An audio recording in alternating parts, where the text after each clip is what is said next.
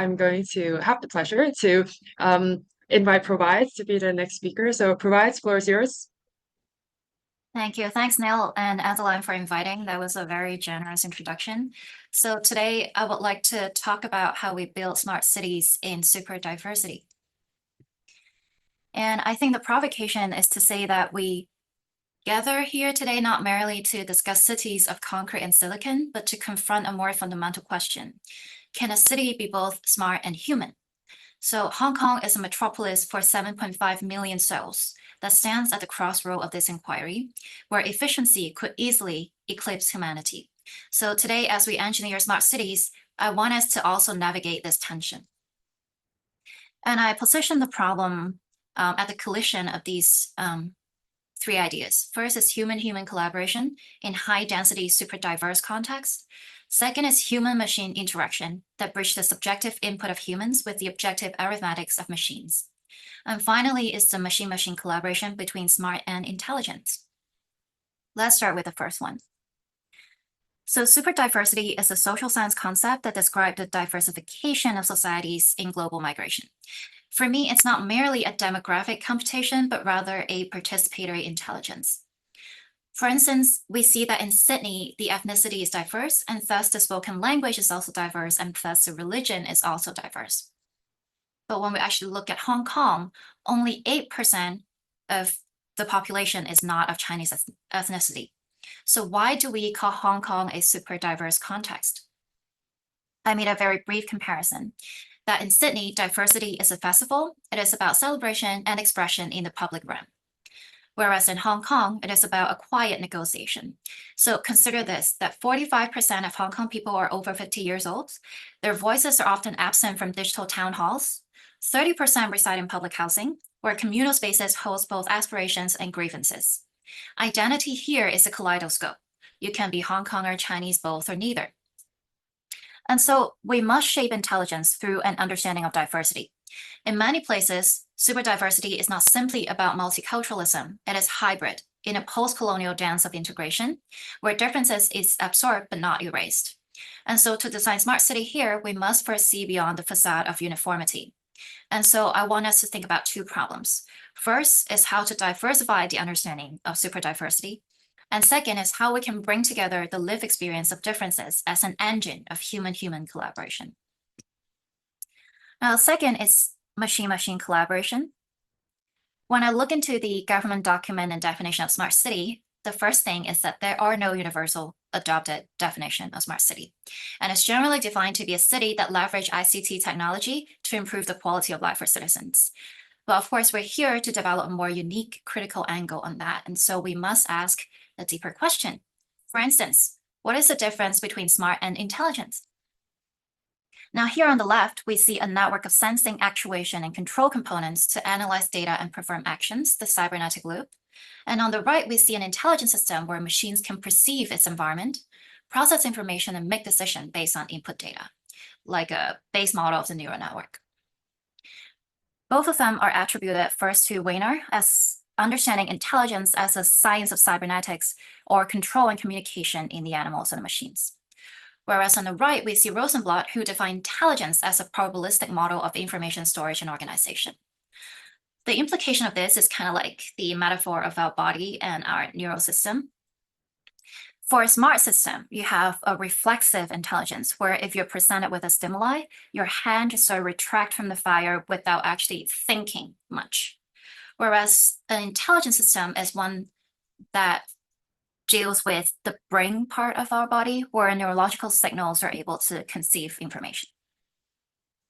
And so taking that back to built environment design, how do we design cities that are both smart and intelligent in a super diverse context? Well, of course, we're not going to solve this problem in 15 minutes. So I would just advocate that in diversify our understanding of intelligence, we can look towards nature, from the self-organization of slime mold to the flocking system, to the history of human aesthetics and mathematics. A way to combine these two arenas comes our third problem, which is human-machine interaction.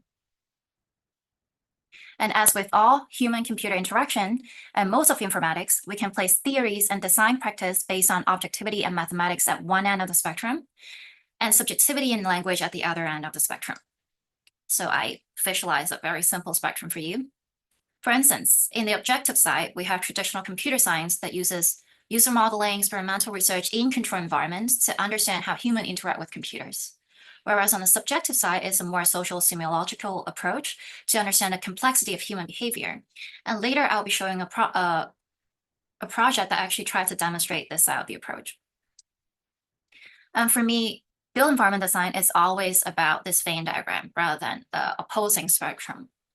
And I think the question that we're searching for today is how we can actually bridge the two ends and find a common ground. So just to demonstrate through 3 cases of participatory intelligence from ideation, design to fabrication. The first one is called volumetric cinema. I work in collaboration with the Bi-City Biennale of Urbanism and Architecture 3 years ago, wow, where we bring 30 participants from all walks of life to reimagine urban regeneration. But we didn't do it with city blueprints, rather we do it with urban stories. The result was a digital archive of collective memory. As Jane Jacob would not, the cities have the capacity to provide something for everybody only because they are created by everybody. So over 2 months, participants mapped out the city not with CAD software, but with cinema. For instance, the experience of rushing to work every day through the convolution of skywalks and bridges, the perspective of youth living in low-income neighborhoods and attending school with an aspiration, or the grandmother living alone and sitting in the public park to find a sense of connection with her neighbors. So through this medium of navigatable cinema, participants co-imagine the future of housing and co-living in hyperdense environments through new building topologies. Essentially, they imagine a series of architectural Legos where citizens can manipulate kit parts to create the lived environments. In this future, data is not mined but shared.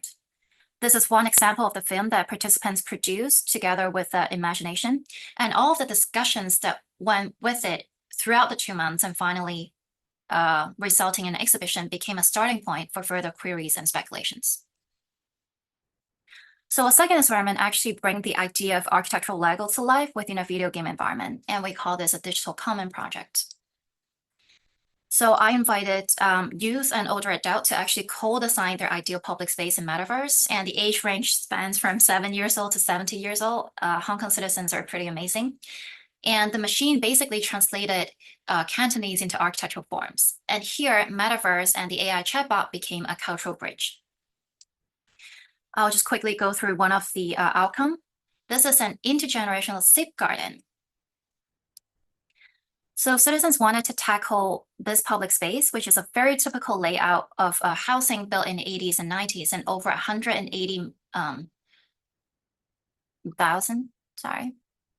18 million.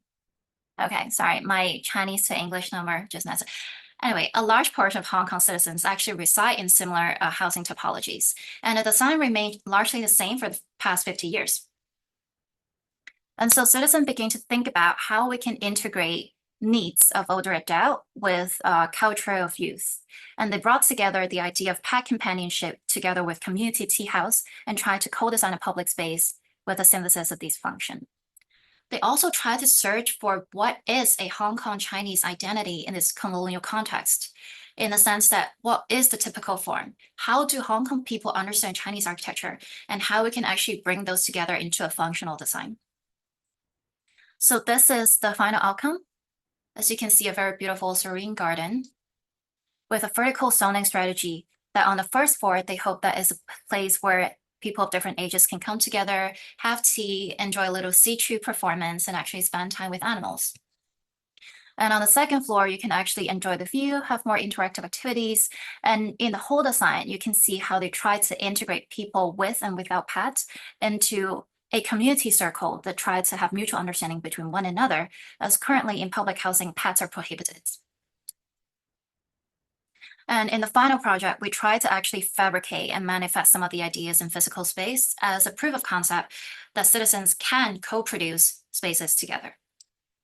We actually upcycle waste wood in the process, and we also leverage generative AI to actually ideate what kind of public furniture they would like.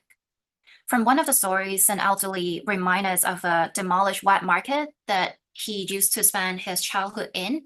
And he thinks that nowadays youth doesn't enjoy so much in this lousy, more messy environment, but these are exactly the environment that gave immersion to neighborhood relationships and community building.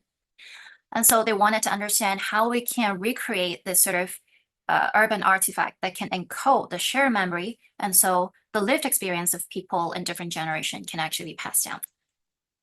Now, of course, the AI has a lot of bias in the process in understanding what is Chineseness in a cultural object.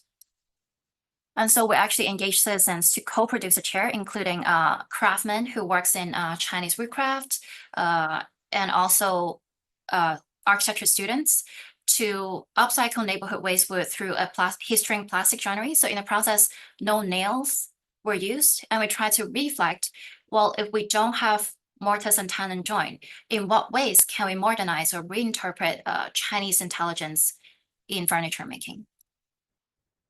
But of course, as a researcher, I guess the most important thing is what are the intangible outcomes that came out of this collaborative process? So this is a paper that I published with Architectural Intelligence from the Springer Journal collections. As we can see, workshop 1 is less intergenerational, where workshop 3 is highly intergenerational. We do see that people's social participation gets a lot more excited when they're less intergenerational. However, their performance was also less stable. And in the process, although older adults couldn't contribute so much on the technical side, they actually contribute a lot on the physical side. And their input actually have a stabilizing performance to all of the teams, as you can see that the fluctuation of the line doesn't have such a big deviation. And I think from all of the experiments that we've conducted, one of the output in research is definitely what are the frameworks we can use to evaluate or assess the impact of co-creation efforts in Hong Kong, and how can we understand the role of technology in it. So these are some of the parameters that are emerging throughout the participation process that can be useful for other researchers or practitioners to adopt in evaluating their own projects. Finally, I would just like to say that the application of AI can be used to solve the most banal architectural problem. It doesn't have to look cool, yet these problems impact us on an everyday level as a citizen. And so we must have a more human-centric approach to technology, but also to urban design. And just to answer the question that I asked in the beginning of how we can bring smart intelligence and human together. We started with the Wiener pinning cybernetic loop, and also the Rosenblatt neural network model. But here, I would like us to also take a critical angle in implementing these models into the way that cities are designed. That we must have smart systems that bring urban system that can adapt itself to environmental condition and user needs instantly at a local level. But also we need intelligent systems, which are urban systems that can make longer term and more complex decisions at a higher level. In that sense, we don't just speculate on 5 and 10 years time, but we also actually think about what are the climatic strategies we're taking? How can we be ecological and community at the same time in maybe 2050 or longer? So these are the 3 words that I'll like all of us perhaps as a provocation to discussion, which is participatory, augmented, and transform. That AI or other types of machine is a participant in the process. They're here to augment our creativity, and they're not here to replace our intelligence. And the way that we shape our tools will also shape us, as Marshall McLuhan has talked about. And I will just leave us here. Thank you so much. Thank you so much, Provides. That was a very insightful presentation, very well articulated. And I very much enjoyed your diagrams as well, the Venn diagram for sure. And I spotted some of yourself in the metaverse, actually, I think. And research is great. We will talk more about it at the end. Thank you so much. So I think I now have the pleasure. Thank you. I think I now have the pleasure to invite Phil to be the next speaker. That's right.